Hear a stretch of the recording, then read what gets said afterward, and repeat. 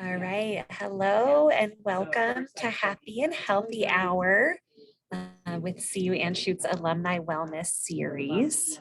I'm super excited to have everybody join us today. We've got a fun cooking class ahead, and welcome, welcome.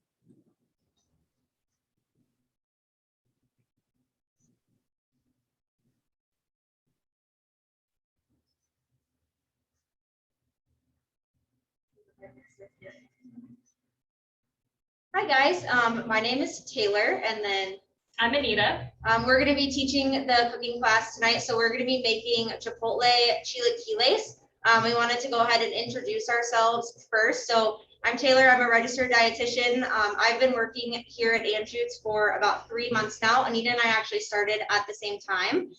So we're both very passionate about both nutrition and culinary, so we're very excited to get to teach with you guys tonight. And I'm Anita, and I'm also one of the registered dietitians here. And I'm also a classically trained chef, and so I'm excited to get cooking with you all today. So as I said, we're going to be making Chipotle Chilaquiles. It's a traditional Mexican breakfast item. So it's a chips smothered in a sauce. It's kind of similar to like a nachos, but with a more fun twist. So we're going to go ahead and start to make the sauce first, and then we'll go through the different proteins that we're going to add into it. So we're going to show you guys how to make a tofu scramble, and then also a couple different ways to make eggs as well. Because although eggs may seem simple, they aren't quite as simple as you think they are. And so Anita's going to help walk us through the eggs as well. We have some really fun ingredients to use with a lot of different flavors, and we'll kind of talk through those ingredients as we go through the class and are using those. And then I believe if you have any questions, you can go ahead and put them in there, and Miriam will be reading those off to us so we can help you if you are cooking along with us, which we hope some of you are. Yes.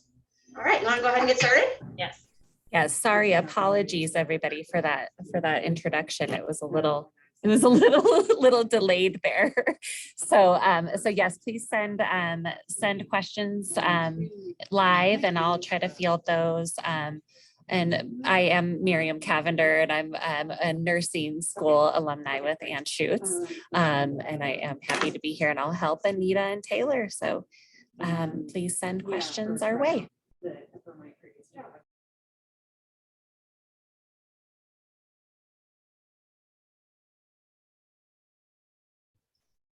There we go. All right.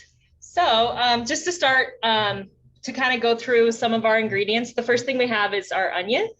So I'm going to be showing you how to cut an onion. There's many ways to do that. There's no wrong way to do that, but I will be showing you one way.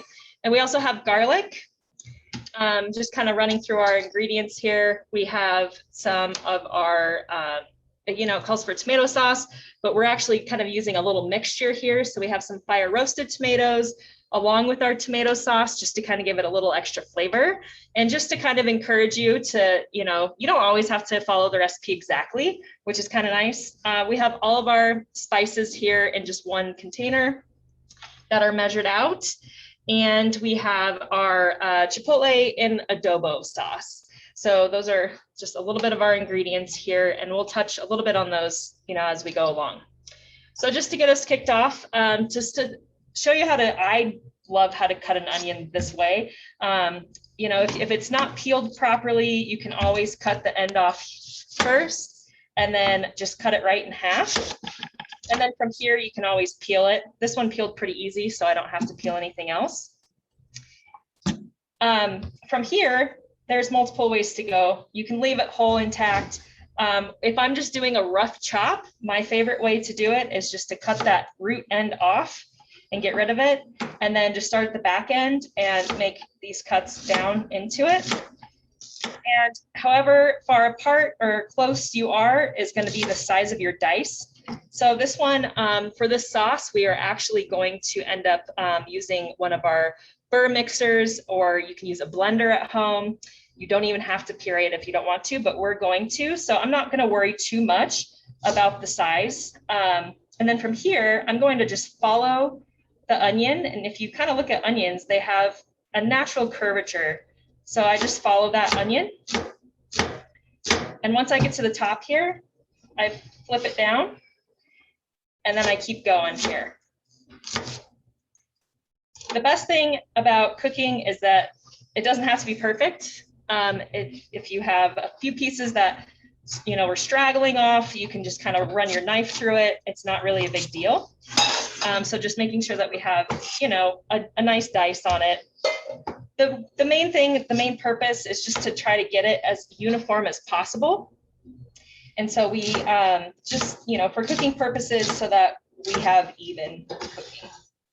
So I'm just going to go ahead with this one and finish that other half. And if you're like me, you're already crying from the onions. I also cry when we cut onions. That's why Anita's doing it. All right.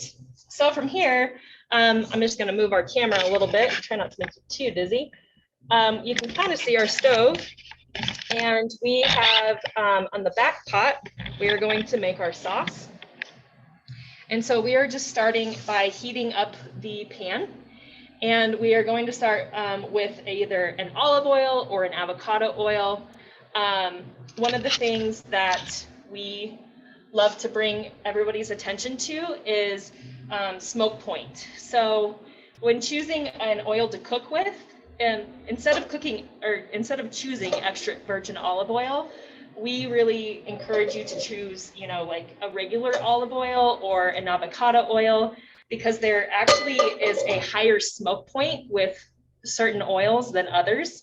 And so if you choose the regular olive oil versus the extra virgin, it's going to be a little bit better for that higher heat. So if you're leaning towards an extra virgin olive oil, those are going to be good for things like topping salads, dipping bread, things like that. Whereas if you're actually cooking, grilling, you know, sometimes even baking, trying to choose one of these higher heats is better, just because it has a higher smoke point. And with a higher smoke point too, if you do cook something in an oil that has a lower smoke point, that's when it can release carcinogens. So not saying that if you've been using extra virgin olive oil that's going to cause cancer by any means. It's more of something that can just build up over time. So a better oil choice to use would be one of those olive oils or avocado oil, just because it does have that much higher smoke point. So you don't run the risk of hitting that high heat point where you're going to start to release those carcinogens. Whereas that extra virgin olive oil does kind of have that because its smoke point is just lower. Yep. All right, so we're going to go ahead and add our onion into our pan. And then, Nia, do you want to adjust the camera a little bit again, just so we do have, our burners have been very finicky lately. The one really nice thing about our burners that we have here, though, is they do heat up the oil in our pan really quickly. So I hope you guys can hear that beautiful sizzle sound. But that is one way to know that oil is ready for you to put something in the pan. If you drop a little piece of whatever veggie it is that you're putting in there and it starts to make a sizzle, then you're definitely hot enough to add in those veggies. Another way that you can tell if your oil is ready is if you move the oil around the pan and it's fluid like water instead of that thick oil texture. That also means that it's ready. So ours takes about 2 seconds really to get heated up into that oil state that we want to get it into. That's one of the really fun benefits of cooking in this kitchen for sure. And we're also going to add just a little bit of salt to our onions as well. The recipe calls for browning the onions a little bit before we add in our garlic. And adding in some salt will pull out the moisture a little bit faster and will help to brown those onions more quickly as well. And luckily the mask is kind of helping so we don't cry too much from the onions. That's the one perk about having to wear a mask in the kitchen. Yes. All right, ready for the garlic? We're ready for the garlic. All right. And then another way to know that your veggies are starting to cook and ready to add in more ingredients is if they start to become aromatic. So that's when, you know, your kitchen starts to smell really good. Whenever I think of garlic, I always like to tell the story. When I was a kid, my dad makes a homemade spaghetti sauce. And on Sundays, our whole house would fill with that aromatic smell of garlic. And so that's how you know that your dish is cooking and it's ready to add in some more ingredients as well. So the onions and garlic are the base to our sauce that we're gonna put on top of the tortilla chips. It's kind of similar to an enchilada sauce. And the chipotle in the adobo sauce is kind of a sweet and tangy, but also spicy sauce. So it'll complement the flavors of the smoke and the fire roasted tomatoes really well and just create a diverse flavor profile for this dish. Yeah. All right, so now that we've got our onion and garlic and they're starting to smell aromatic, we can go ahead and add in our fire roasted tomatoes. And then also our tomato sauce.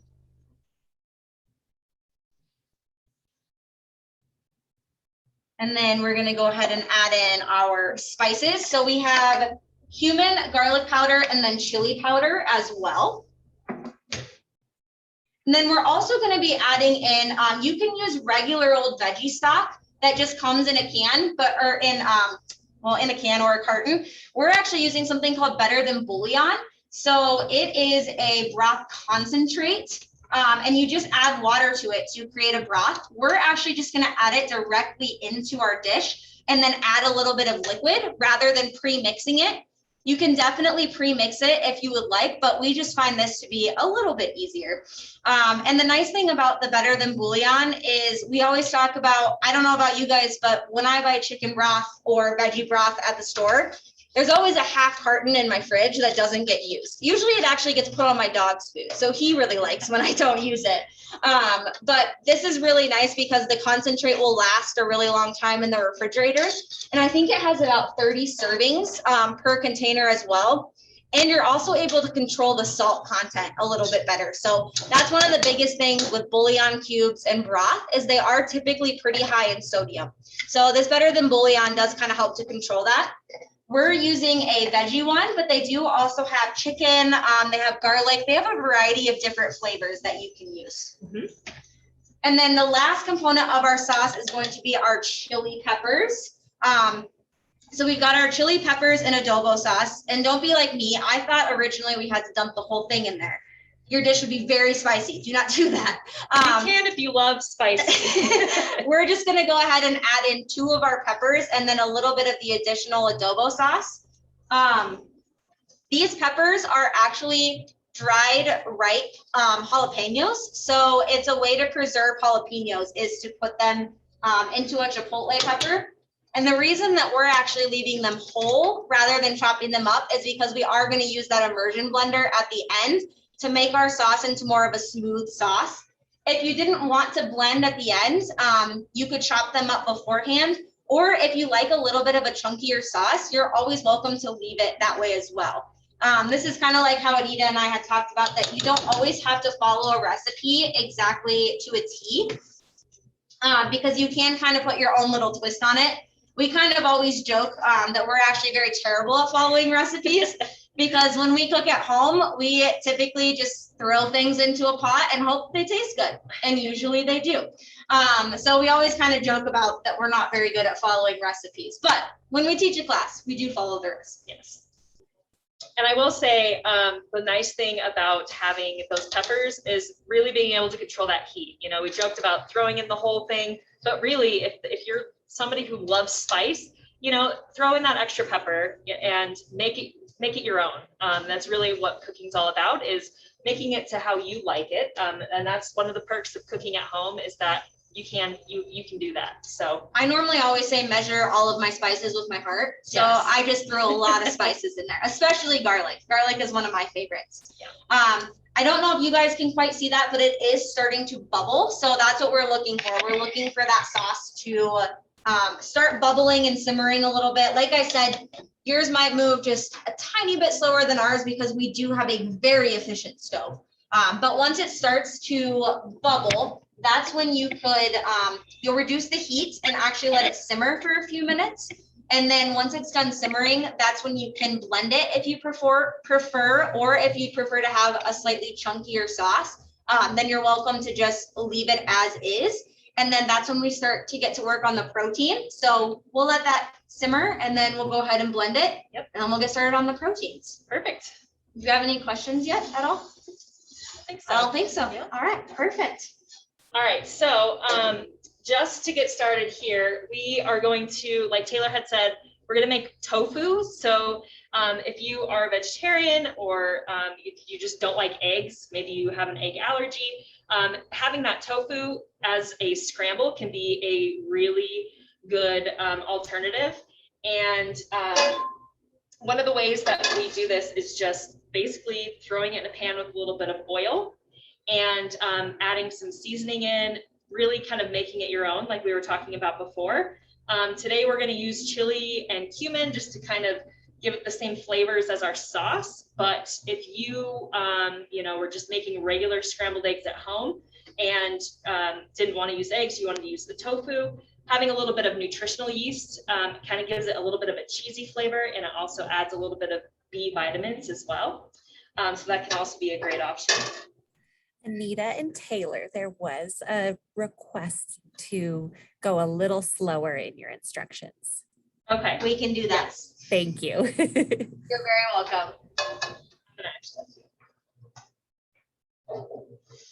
We've got one burner that's just being a little finicky, so we're gonna go ahead and light that really quick. We do have our sauce simmering now. So once your sauce is simmering, like I said, that's when you can go ahead and blend your sauce if you would like, or you can go ahead and leave it in whole, and then you can actually just go ahead and set your sauce off to the side. That's gonna go on very last because the main portion of this dish is going to be tortilla chips. So it is a dish that needs to be served right away because it won't typically hold up super well, just because sure, if you've had tortilla chips with a sauce before, you know that tortilla chips can get soggy kind of quickly. So this is one of those dishes that you do want to serve immediately once you're done cooking it. Yeah. Okay, I think it's not being too finicky now. Again, I'm just going to add a little bit of that olive oil that we have. We also have that avocado oil that would be a great choice here too. And I'm just going to kind of let that heat up a little bit and cook that pan.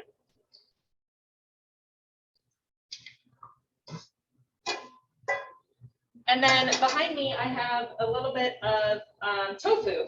So this is actually firm tofu. So there's extra firm, there's silken, there's all different kinds of tofu.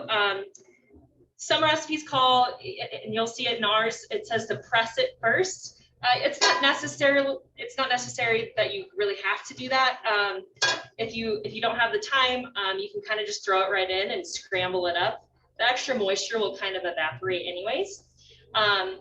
So today I'm actually using a firm tofu, and so I'm just going to cut a little piece just so I can test to see how hot the oil is, and it's not too warm yet, so I'm going to let it go a little bit longer because I do want it to have that sizzle like we talked about with the onions as well.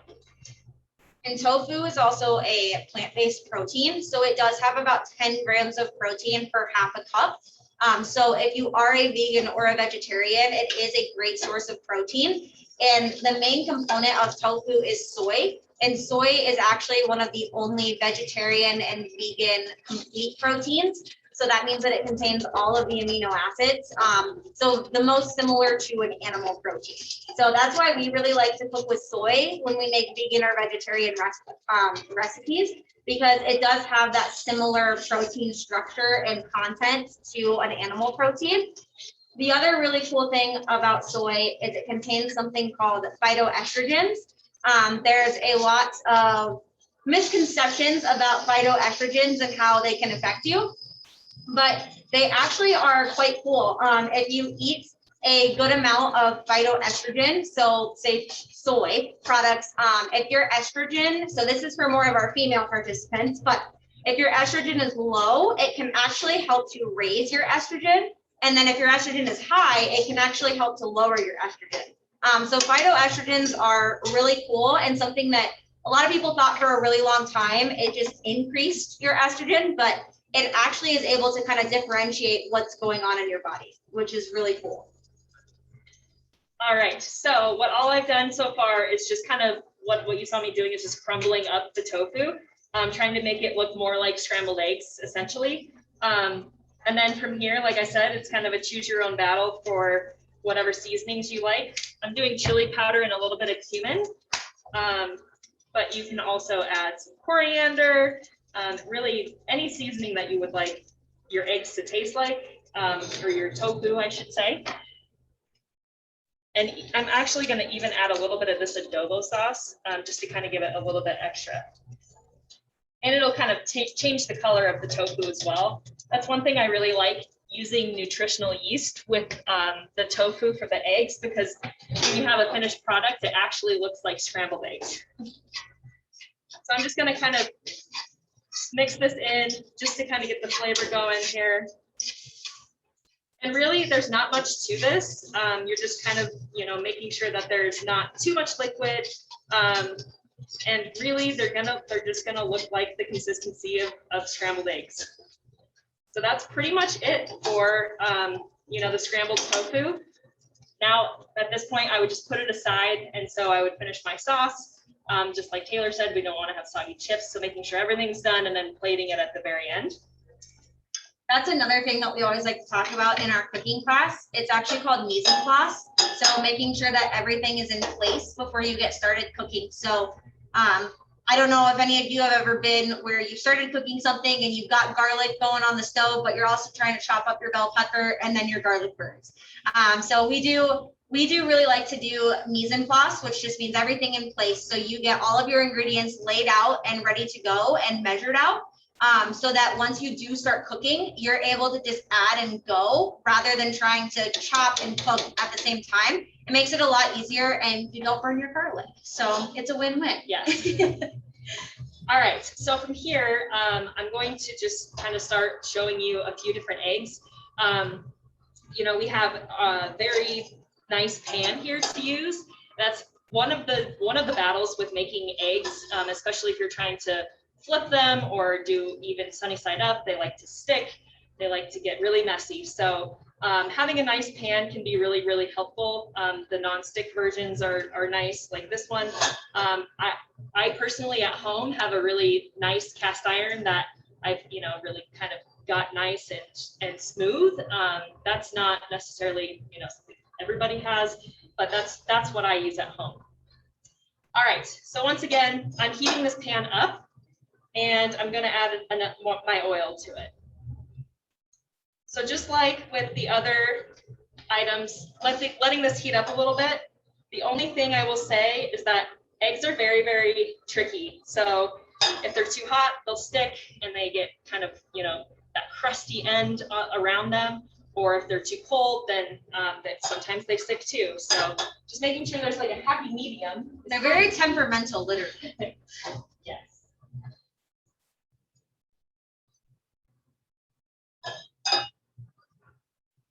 All right, so you can see my oil is moving a little bit more fluid-like. So I'm just going to take my egg and crack it right in. And so that's exactly what I want to hear. Right when it hits the pan, it is starting to have a little bit of a sizzle. So first, I'm going to show you, if I want to do a sunny side up, my little trick to this is that I take the egg white, because it's kind of bunched together, except for some of it's out here, and I just come close to the egg and I pull it back a little bit. So I'm really trying to spread out that egg white as much as I can, so there's as much surface area touching the pan to cook the egg white as possible.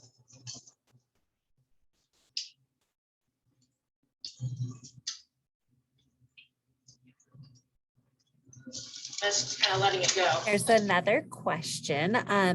The question is, did you use a 15-ounce tomato sauce or a 30-ounce? We used a 15-ounce tomato sauce and then a 15-ounce can of fire roasted tomatoes. So 30 total, but 15 of just the sauce itself. All right. So really at this point, if you wanted to, you could put a little cover on top just to let it steam a little bit. This egg is really, the white is cooked, except for the yolk is the only thing that is not cooked on here. I'll try to bring it closer a little bit here. Sorry. So this would be a great sunny side egg. And so it does, the yolk is essentially not cooked, and the white is cooked all the way. And so I'll just put this one aside.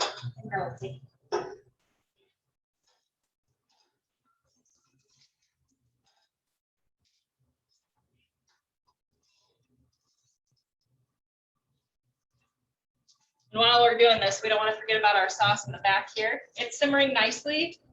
So we might take a break from the eggs and actually blend our sauce. Perfect. Okay.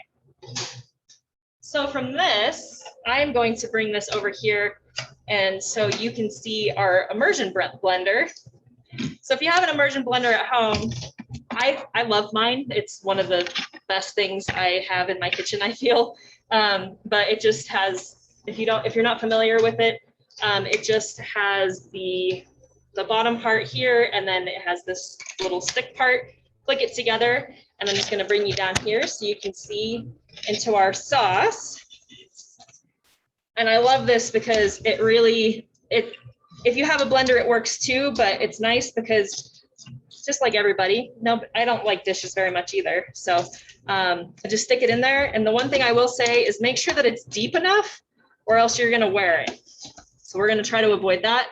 And if you have a low setting, I would suggest doing it on low first.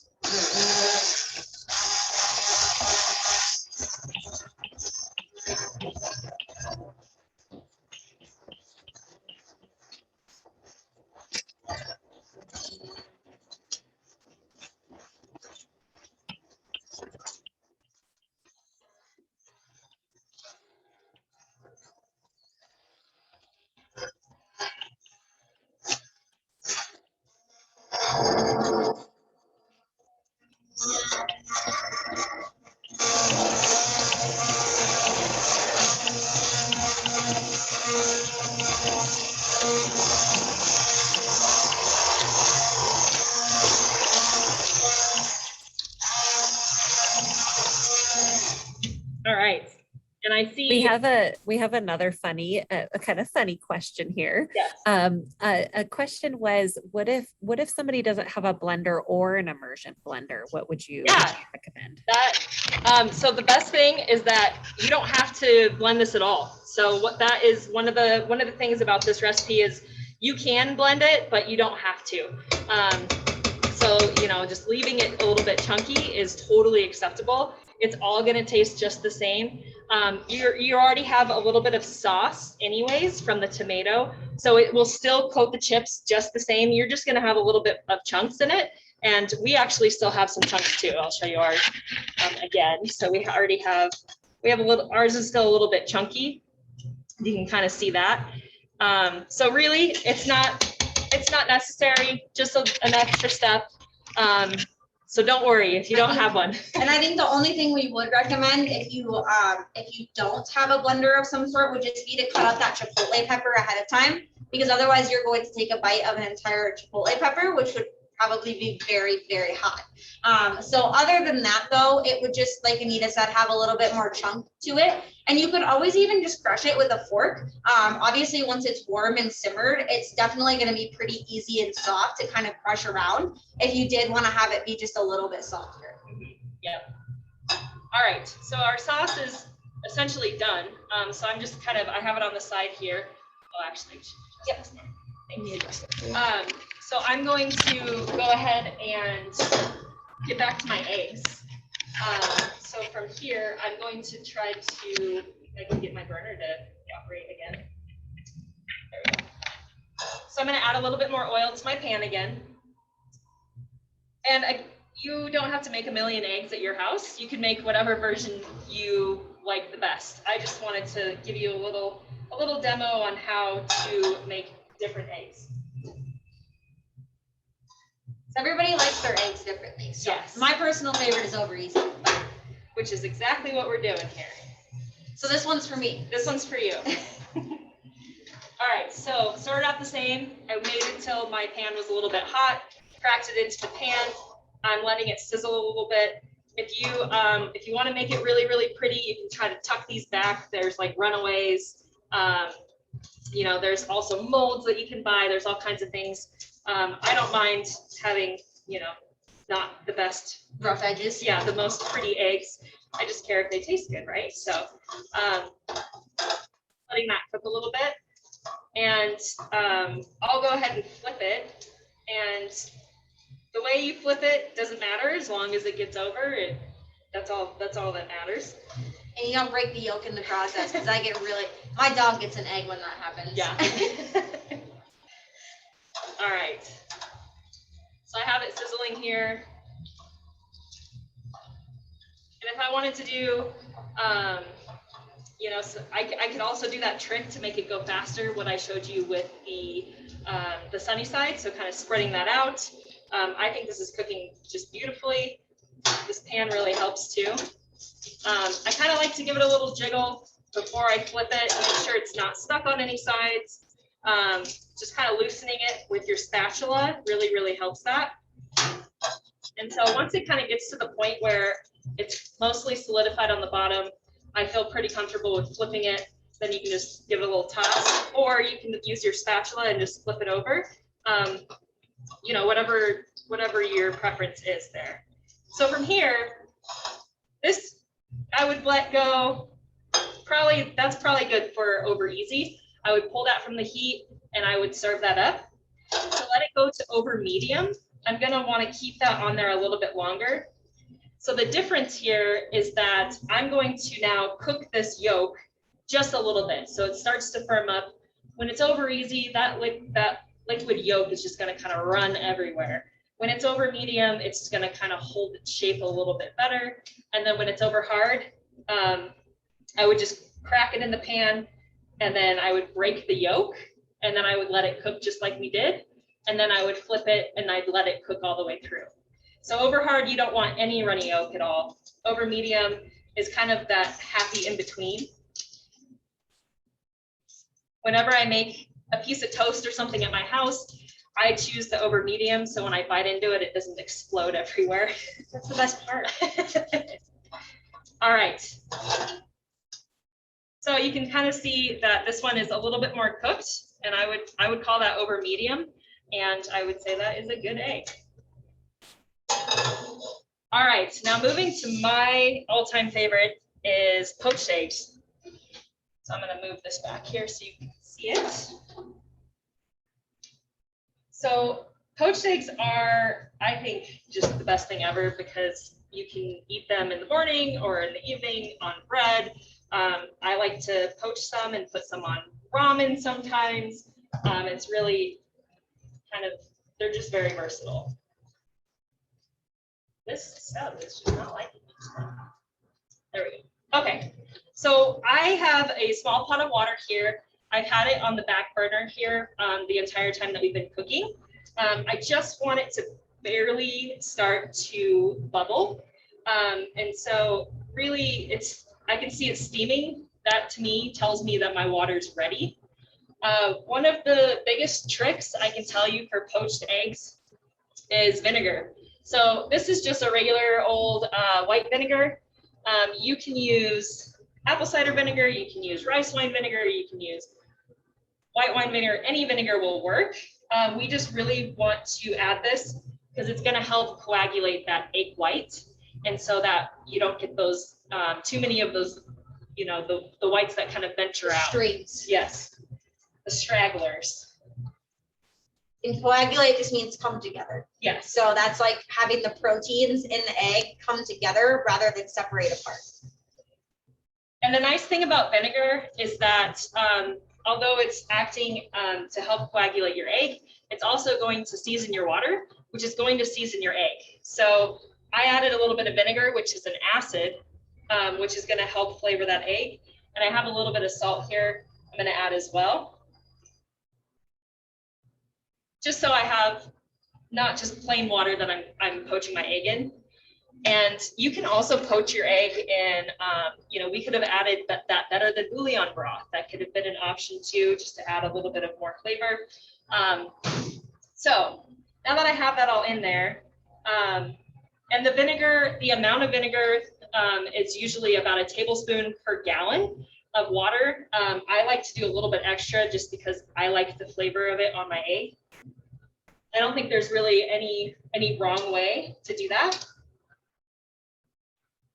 All right, so now that that is coming up, I'm just going to give that a little swirl.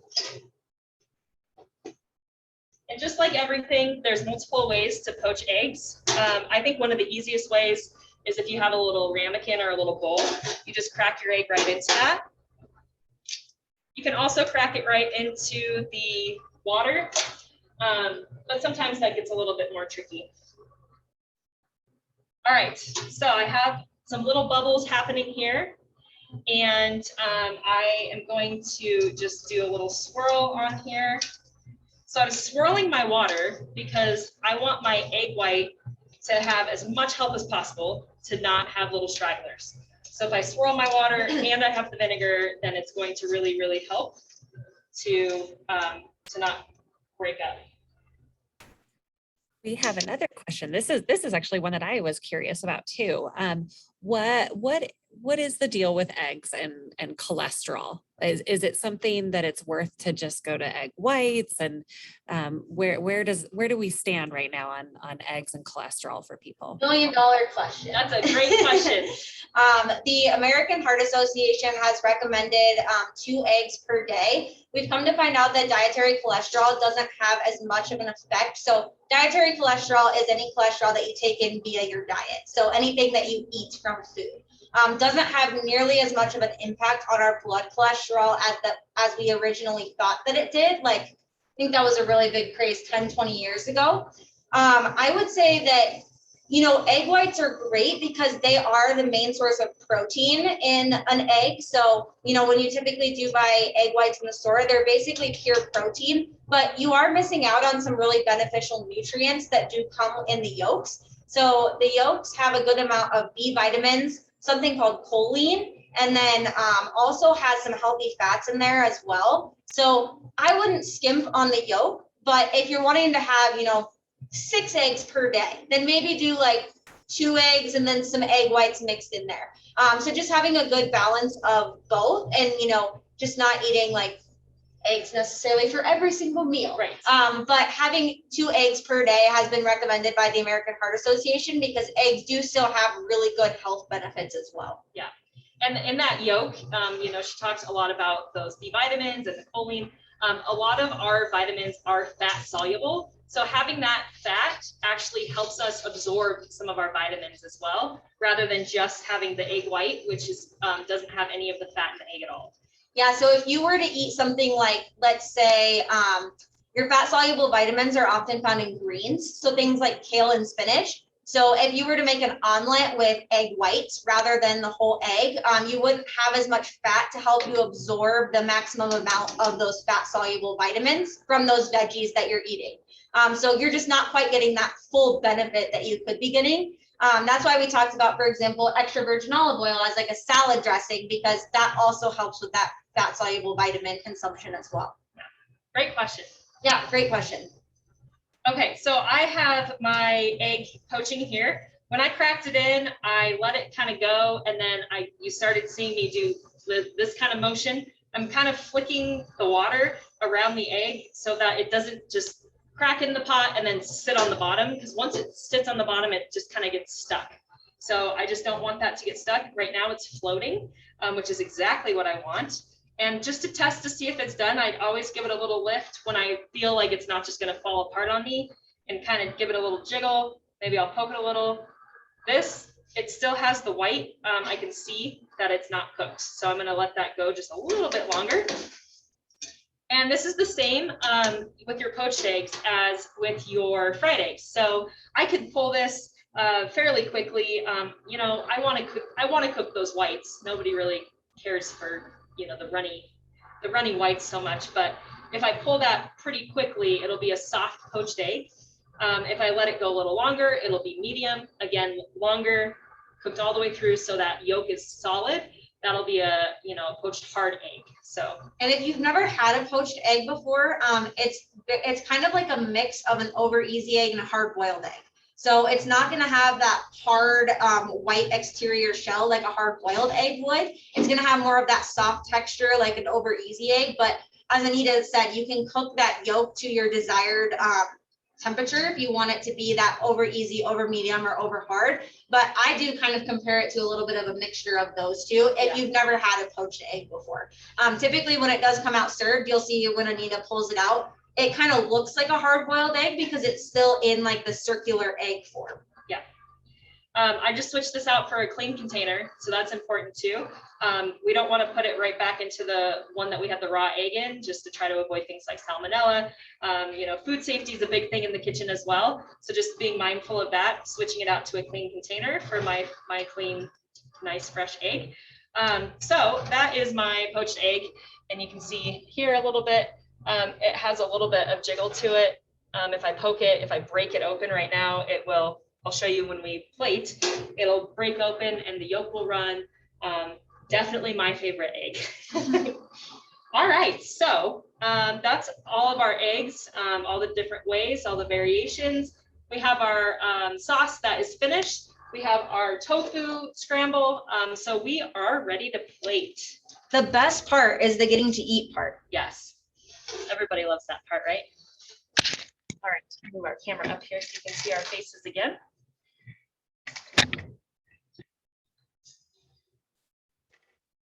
And there are a variety of different toppings that you can use for this as well. I'm sure you guys saw that on the recipe. So you can use different things like we have some cilantro. Anita's going to talk about a Mexican style of cheese. There's avocado you could put on it, salsa, hot sauce. You can customize this to however you would like and to your desired heat as well. Yep. One thing I am going to add is just a touch of lime juice. So just like with that egg that I talked about with the vinegar, adding an acid to our sauce is going to kind of let it liven up a little bit. I just do a little bit. You can also have fresh lime and kind of squeeze it on yourself. It really, if you're trying to limit your sodium intake, which there's a lot of salt in a lot of different foods that we have now. So that's one of the nice things again about cooking at home is we can control that, right? So adding an acid is actually going to help us build the flavor without adding more salt. So that is one of my favorite ways to kind of build on that. I'm going to go ahead and swap out our trays really quick. So I'm going to swap from our cooking tray to our plating tray. And I'm adding a touch of water to this just to kind of, if it's a little too thick, you can always add a little bit more water just to kind of let it coat those chips a little bit better. All right, looking good. Okay, so before we plate, I'm just going to talk a little bit about some of our toppings. So like Taylor mentioned, we have a cheese. It's called Tortilla. I think that's a good angle. There's no glare on there. So this is a Mexican style cheese and it's a cow's milk cheese. It's one of my favorite cheeses. You can usually find it at any grocery store. We just got this one right at King Soopers. If you can't find this cheese, a queso fresco is very similar. If you can't find that one, even just Parmesan would work too, or feta or goat cheese. Again, that's kind of, you know, building your own kind of concoction there. Oh, you want to go ahead and talk about that? Yeah, and then we just have a little bit of chopped cilantro here. And what else do we have here?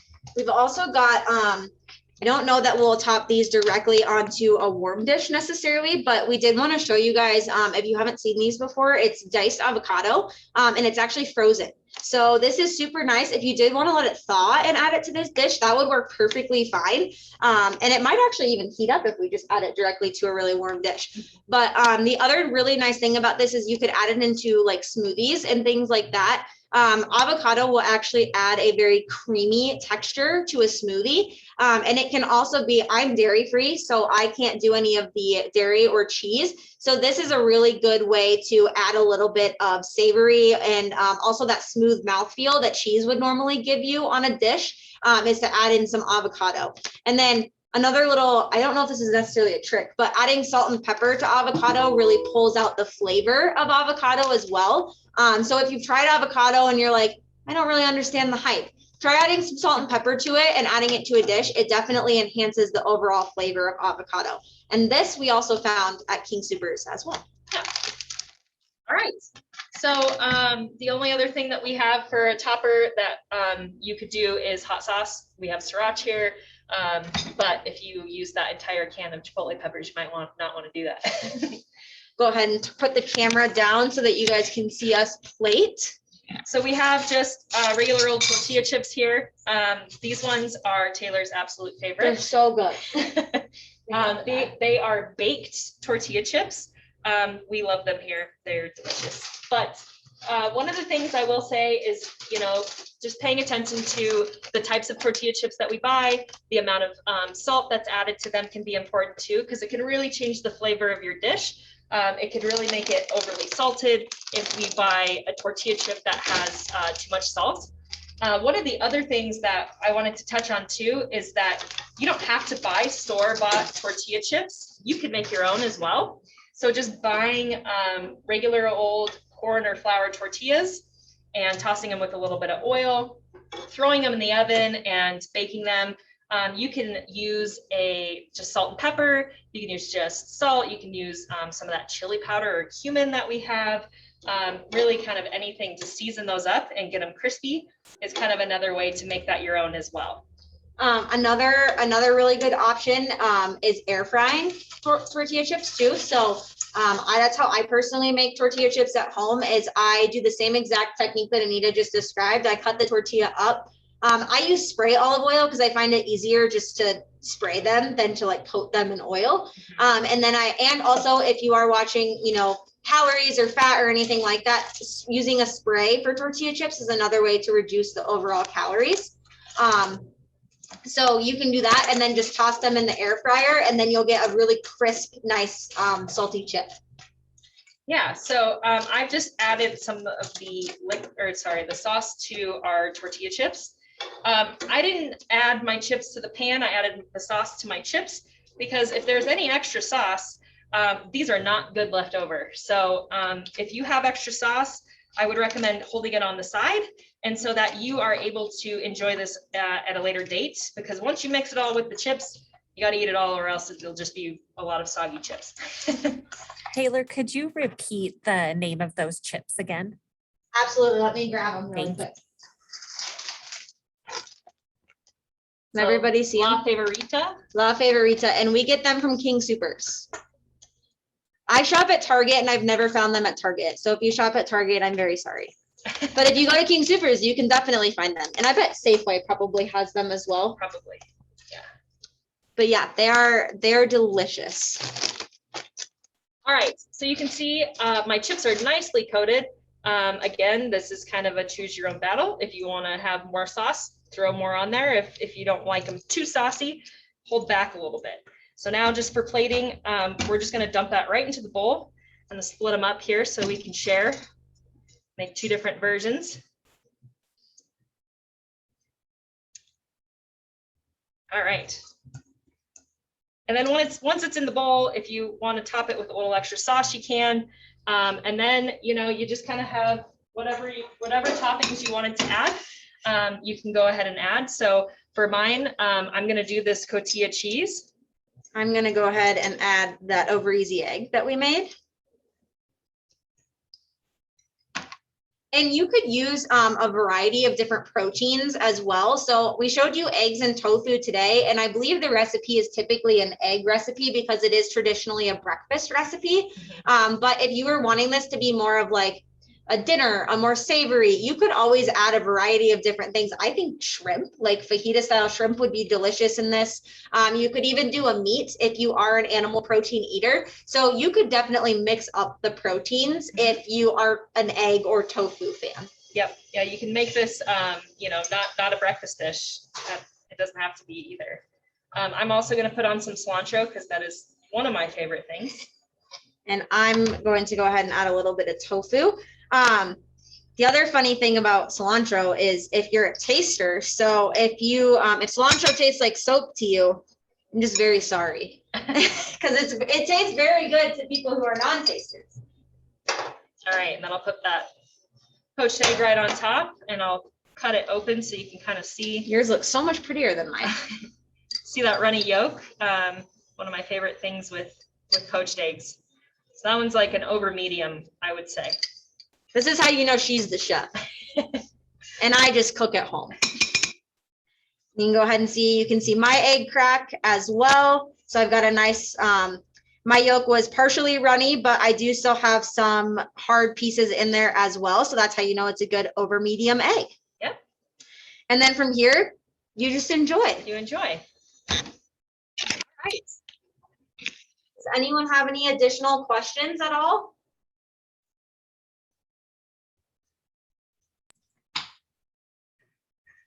I don't see any more, but I will keep my eye out. Anita and Taylor, thank you. That is beautiful and amazing. It was really helpful, and I see some comments that what you how you explained everything was really helpful. It was a good tutorial. Really appreciate it. And I love that you can actually answer those questions on the fly while you're cooking. So thank you. I think I would totally get pulled away in my brain.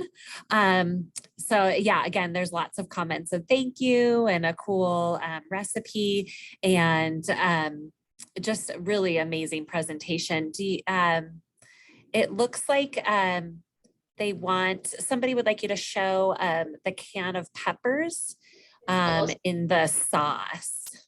Absolutely. I'll grab that quick. And there's a lot of different ones of these at the store. Actually, there's another one on the back shelf there that's a different brand.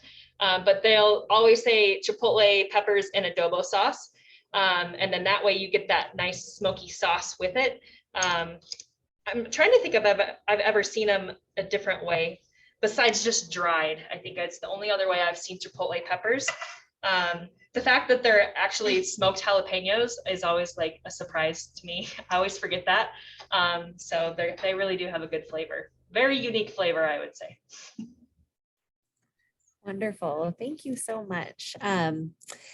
Just want to thank you both for the expertise. It's really great to have dietitians give a good tutorial on eating and kind of clear up some of those misconceptions about like the estrogens in tofu and the cholesterol in eggs. So that's so helpful. We do have another question about lentils and quinoa. It looks like somebody thought that was part of the ingredients. That might have been a straggler on the grocery list from a previous recipe. So you don't need quinoa or lentils in this one. But if you wanted to add quinoa or lentils, you could very much add quinoa to this dish. And I think that would actually be really good, especially if you seasoned it with some of those seasonings that we talked about. Quinoa is also another really good plant-based protein option, and same with lentils. So I think that might have just been a straggler from a previous grocery list. That actually sounds like a good way to make it like a not so much of a breakfast dish, right? Like make it more lunch or dinner. I like that. Even like a chili, honestly, like if you added quinoa and some lentils into like this sauce, that might actually be like a very good chili, and dip your chips into it instead of, putting it over the top. So a variety of different things you could do with this recipe for sure. Yes. Awesome. Thank you. Anybody else? Does anybody have any other questions? And as I kind of wrap things up, please, feel free to type them in and I'll try to catch them.